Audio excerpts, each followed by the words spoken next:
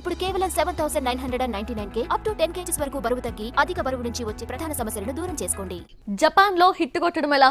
Japanese market పెంచుకోవడం ఎలా? Indian makers Japan వసూళ్లపై ఎందుకు కన్నేశారు?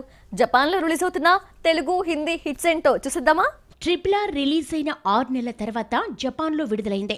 ప్రమోషన్ కోసం రామ్ చరణ్, ఎన్టీఆర్, రాజమౌళి జపాన్ వెళ్లి ఓ వారం రోజుల పాటు ప్రమోషన్ చేశారు. RRR జపాన్ లో 20 కోట్లు కలెక్ట్ చేసి ఎక్కువ వసూళ్లు సాధించిన ఇండియన్ మూవీగా కొత్త రికార్డు క్రియేట్ చేసింది. దీంతో ఇండియా మూవీ మేకర్స్ కన్ను జపాన్ పై పడింది.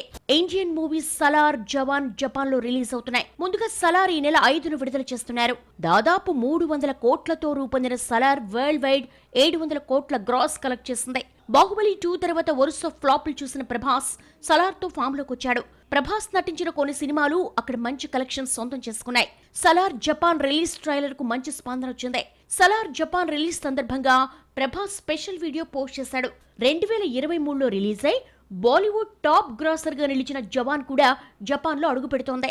షారూక్, నయన జంటగా అట్లీ డైరెక్ట్ చేసిన జవాన్ 1000 కోట్లకు పైగా కలెక్ట్ చేసి జపాన్ లో సత్తా చాటడానికి జవాన్ నవంబర్ 29న ఎంట్రీ ఇస్తోంది.